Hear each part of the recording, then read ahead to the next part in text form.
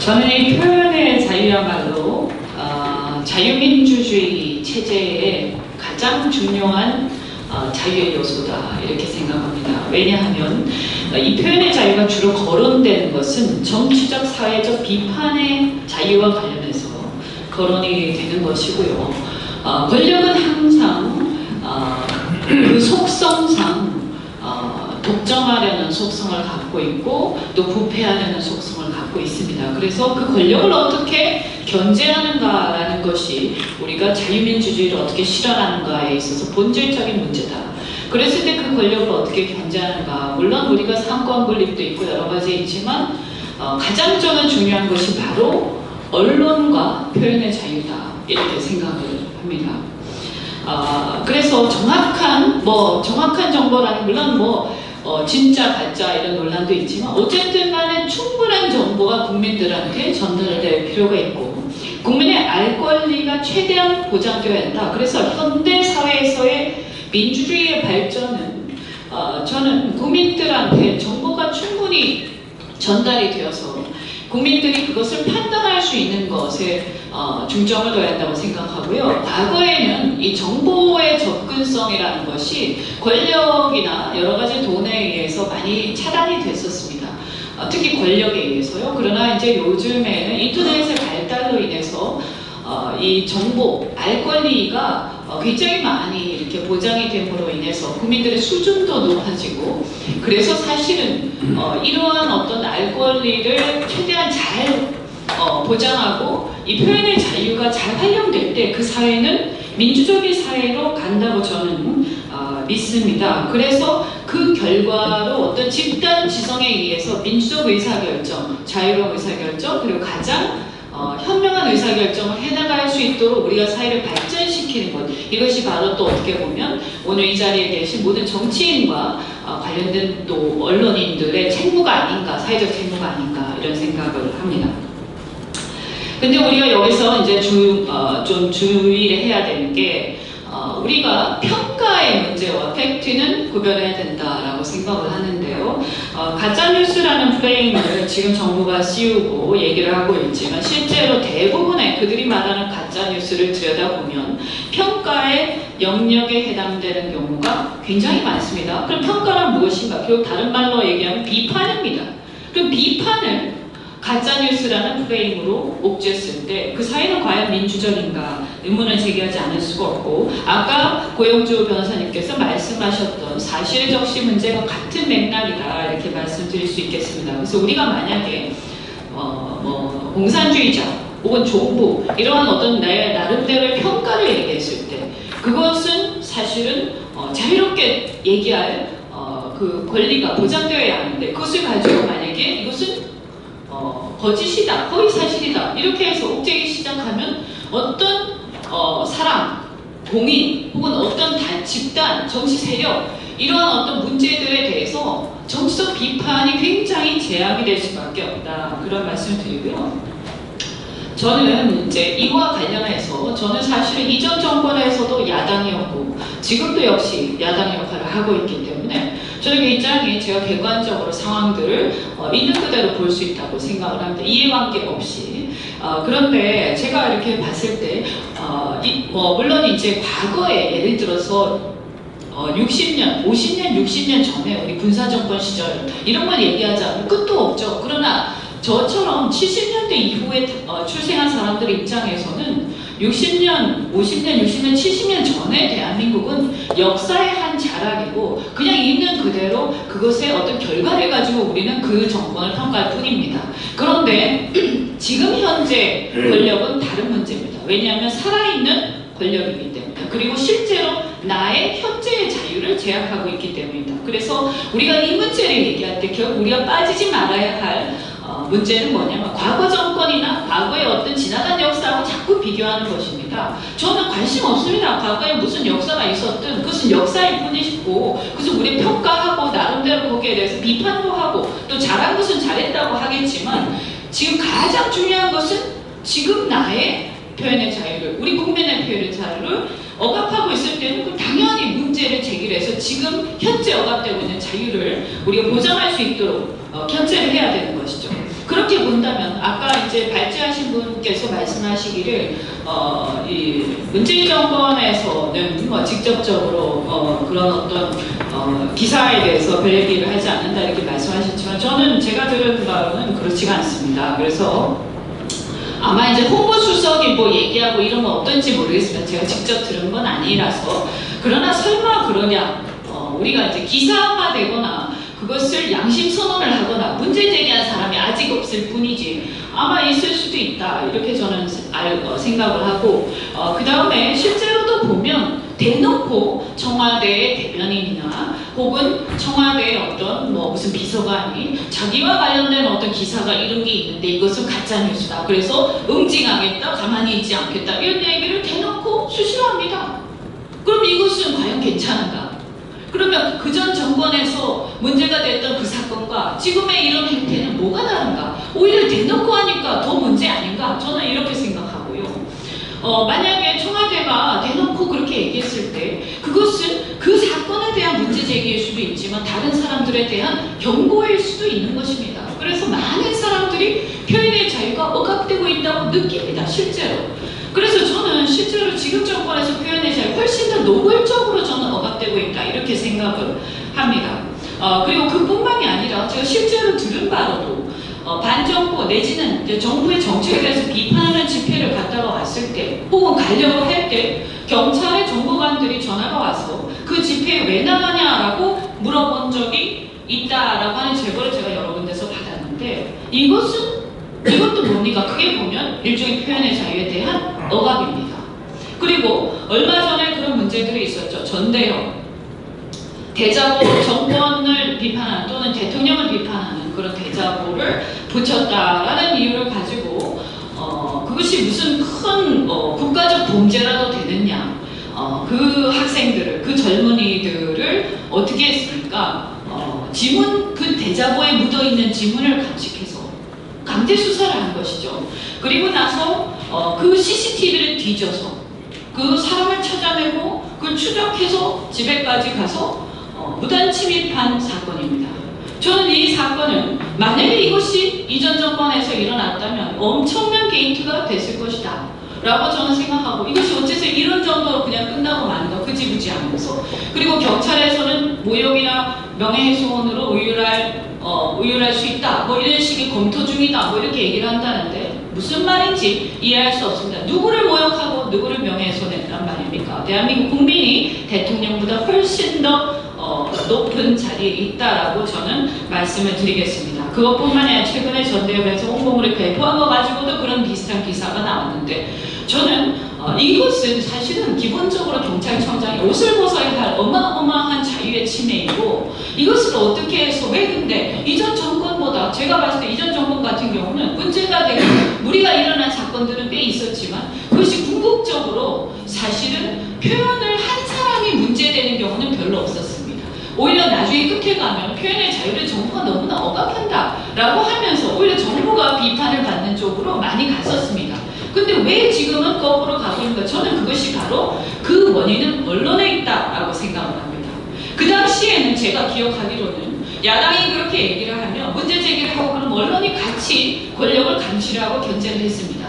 근데 지금은 오히려 그 사안에 대해서 그것이 가짜뉴스냐 혹은 지나친 비판이냐 모욕이냐 이런 또는 그것과 관련해서 극성 지지자들이 난리를 치면서 댓글로 뭐라고 했어요. 그 댓글에 대한 보도를 열심히 합니다. 저는 정말 이 자리에서 언론 여러분께 호소하고 싶은 게 우리가 이렇게 해서는 안 된다라고 정말로 호소를 드리고 싶습니다. 그 외에도 지금 HTTPS 차단을 하고 있는데 물론 우리가 여러 가지 유해성 사이트나 이런 것들 우리 걱정 많이 되죠. 그러나 물리적으로 차단할 수 없습니다. 현대사회에서 어떻게 차단합니까? 우리가 중국처럼 살 겁니까? 북한처럼 살 겁니까? 저는 국민들의 집단지성의 수준을 믿고 웬만한 것도 오히려 풀어주는 것이 맞다. 국가의 정체성은 가능한 것만 빼고 왜냐하면 방어적 민주주의이기 때문에 그것 빼고는 다 이렇게 허용하는 것이 저는 맞다고 생각을 합니다. 그리고 우리가 가짜뉴스라고 얘기를 많이 하는데 무엇이 가짜뉴스인가 하는 거 아까 제가 잠깐 말씀드렸지만 평가를 자꾸 팩트의 문제를 둔갑시켜서 이것을 가짜뉴스다 운운하면서 국민들도 하여금 비판에 귀를 기울이지 않도록 하는 교묘한 술책을 쓰고 있습니다. 그래서 아까 제가 공산주의자, 종북 이런 관련해서도 말씀드렸지만 이제 다행히 아직까지 법원에서는 우려할 만한 그러나 법원이 그래도 좀 견제를 하고 있는 것이다 이렇게 보는데요. 그렇게 따지자면 사실은 친일이라든지 이런 표현도 다 팩트로 가짜뉴스로 얘기를 해야 됩니다. 그렇지 않습니까? 그런데 왜 그것은 가짜뉴스라고 아무도 얘기하지 않습니까? 왜냐하면 그것은 평가의 영역이기 때문입니다. 그런데 그것이 가짜뉴스 프레임이 한쪽에만 적용되고 한쪽에 적용되지 않는 이런 웃지 못할 상황들이 벌어지고 있고, 그리고 저는 이 언론과 관련해서 한 말씀을 더 드리자면 요즘에 보면 하도 많이 팩트체크 코너, 저널리즘 코너 오만 개 다 나오는데 언론의 본분이 뭡니까? 권력을 견제하는 것입니다. 살아있는 권력을 견제하는 것입니다. 그것이 정권이 바뀌든 어떻게 됐든 그것이 언론의 본분이고 그것을 우리 정치인이나 국민들은 견뎌내야 하는 것입니다. 웬만해서는 아주 심각한 경우를 빼고는. 그런데 그것에 대해서 권력에 대한 비판을 비판하는 코너가 이런 식으로 난무하고 있습니다. 팩트를 체크하는 게 아니라 사실은 비판을 비판하고 있습니다. 이게 뭘 하는 짓인가? 저는 그것을 왜 언론이 하고 있는가 하는 생각을 안 할 수가 없고요. 팩트가 아닌 비판을 체크하고 있는, 그리고 저널리즘이라는 이름으로 비판을 비판하고 있는 이런 세태에 대해서 제가 이렇게 쭉 봤을 때는 분명히 우리나라의 표현의 자유와 여러 가지 자유는 분명히 쇠퇴하고 오히려 후퇴하고 있다. 정말로 이건 대한민국의 자유민주주의를 사랑하고 정말 발전시켜야 한다는 책무를 가진 정치인으로서 저는 정말로 이 가슴이 답답하다 이 말씀 안 드릴 수가 없습니다.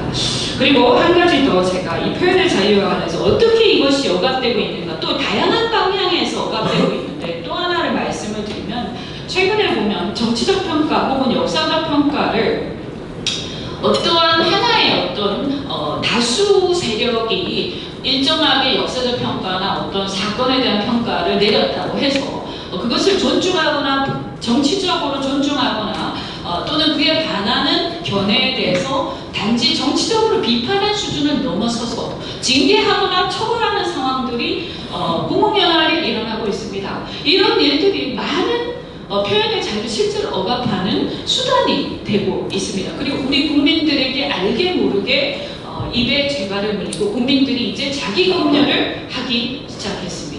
이것은 저는 국민들을 굉장히 자유민주주의, 민주주의에 반하는 방향으로 국민을 지금 길들이고 있는 중이다라는 생각이 들어서 크게 저는 우려하고 있는데, 예를 들어서 5.18 특별법이라든지 저는 세월호에 대한 평가라든가 이런 것들이 그런 사례라고 생각을 합니다. 저는 물론 5.18에 대한 민주화 운동을 해서 성격, 그리고 세월호에 대한 존중합니다. 그렇지만 그것을 다양한 견해가 있을 수 있고 다양한 비판이 있을 수 있다. 그리고 그것이 허용되는 것이 민주주의 사회라고 생각을 합니다.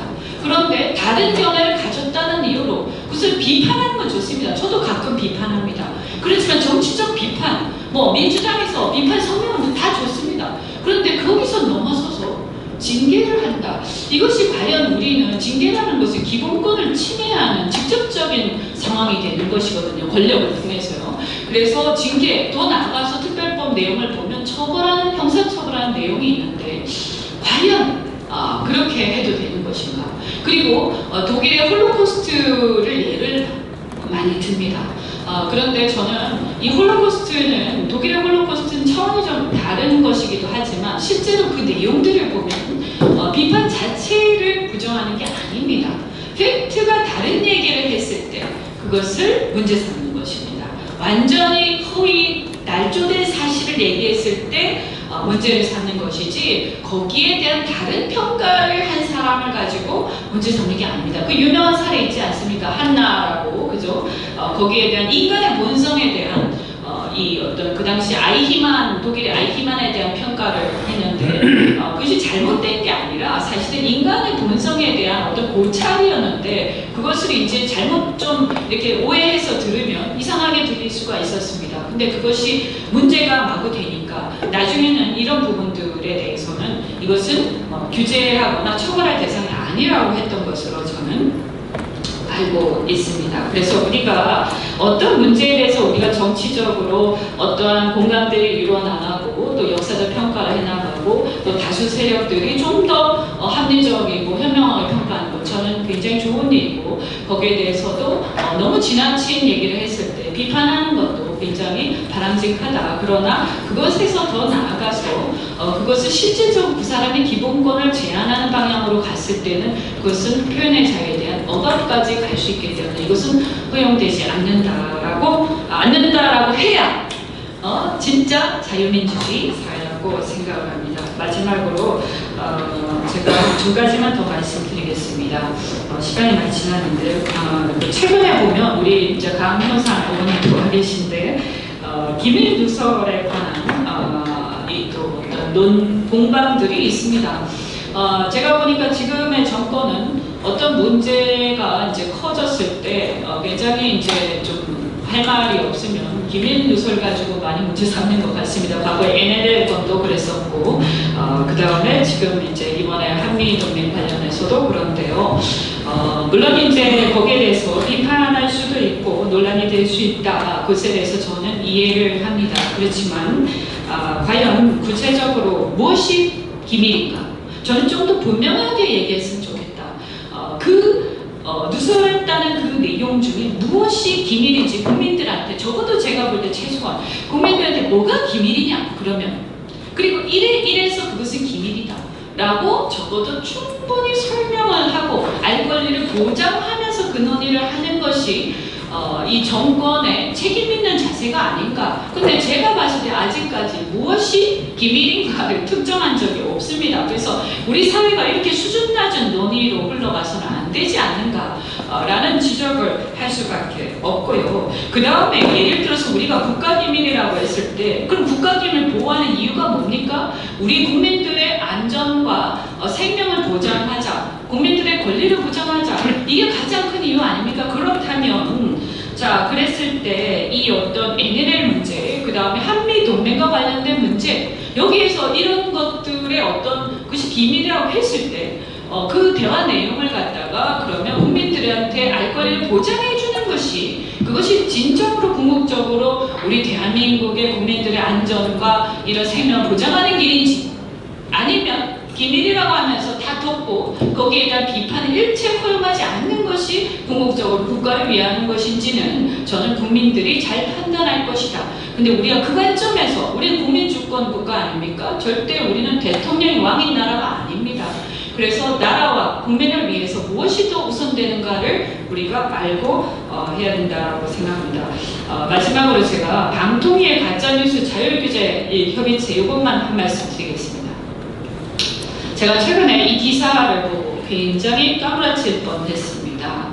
민간주도 허위 조작 정보 자율규제 협의체를 구성해서 가짜뉴스 규제 방안을 논의할 방침이다. 근데 이게 이제 방통위가 한답니다. 그래서 제가 정말로 웃깁니다. 지금이 어느 시대인데 정말로 지금 몇십 년 전 얘기를 하고 있습니까? 그래서 정부가 주도를 하면서 말은 민간주도 자율규제협의체라고 붙이면 그게 민간주도가 됩니까? 방통위가 왜 개입합니까? 저는 이와 유사한 것이 뭐냐? 저는 금감원이 생각이 납니다. 저는 평소에도 이 금감원의 어떤 실체에 대해서 굉장히 문제의식 갖고 있었는데 금융기관들을 막 이렇게 압박을 해서 자율이라는 이름으로 억지로 가입하게 하고 돈을 내게 하고 그런 다음에 그들 스스로 그들을 규제하게 하지만 실제로는 정부가 다 움직이고 있는 그러면 심각하게 금융기관들의 기본권을 침해하고는 이런 상황들이 사실은 과거에 일어났습니다. 저는 이것도 이제 정비해야 된다. 법적으로 국민들의 기본권 제한을 이렇게 마구잡이로 근거 없이 행하는 것에 대해서 규제를 이제는 정비를 할 때가 됐다고 생각을 하는데요. 지금 시대착오적으로 아직도 이런 사고방식 벗어나지 못한 것 같아서 제가 이 우려를 하고 이거는 이런 발상은 당장 집어쳐야 한다라고 생각을 합니다. 이게 무슨 민간주도 자율규제 협의체입니까? 그리고 우리가 어떠한 국민들의 자유를 침해하려면 최소한 법의 근거가 있어야 된다. 37조 2항에 의해서요. 그리고 그러한 경우에도 본질적 내용은 침해해서는 안 되는 겁니다. 그런데 제가 볼 때 이 유튜브라든가 인터넷상에서의 어떤 내용을 가짜뉴스라는 프레임을 가지고 정부가 마구잡이로 이렇게 하는 것 그 자체가 저는 굉장히 심각하다. 그리고 이미 우리한테는 명예훼손죄와 모욕죄가 있기 때문에 그 피해자가 개별 사안에 대해서 피해를 입은 자가 명예훼손이나 모욕으로 걸게 되면 그것은 당연히 일정한 절차를 취할 수가 있고요. 그것이 만약에 미국과 어떤 국제적 관계 때문에 쉽게 접근이 안 된다라고 했을 때 그 문제는 이제 형사 이 협력을 통해서 해결할 문제지 차단하는 문제하고는 완전히 다른 문제다라고 정리를 저는 좀 해야 된다고 생각을 합니다. 여하튼간에 이러한 어떤 이 유튜브요. 제가 아까 이전 정권에 비해서 훨씬 더 심각해졌다라고 생각하는 것 중에 하나가 또 유튜브 문제인데요. 과거에 여러분도 기억하실 겁니다. 정말 눈 뜨고 볼 수 없는 정말 흉악한 그런 내용들과 그림들이 유튜브에 가득했는데 저는 사실은 그때 이것을 규제하려는 움직임이나 이런 것들이 혹시라도 있을까봐 비판을 많이 했지만 그런데 사실 지난 정권에서 제대로 규제하지 않았는지 못했는지 별로 안 했던 걸로 저는 기억을 합니다. 왜냐하면 제가 별로 문제의식이 심각하지 않았던 걸로 봐서는 좀 시도는 했겠지만 잘 안 됐을 겁니다. 그런데 지금은 말이죠. 노골적으로 하고 있다. 그럼 그 이유가 뭐냐? 다시 한번 제가 말씀드리지만 이것이 왜 훨씬 더 심하게 침해하고 있는데 그전보다 그렇지 않은 것처럼 잘못 인식돼 있냐? 그것은 언론의 책임이 있다. 그 다음에 또 하나 야당에도 책임이 있다. 왜냐하면 세게 싸우지 않으니까. 그 다음에 또 하나 저는 어쨌든 간에 이러한 부분들을 실제로 우리가 싸우는 사람들도 좀 더 이렇게 연대를 해서 제대로 표현해서 이를 위해서 싸울 필요가 있다고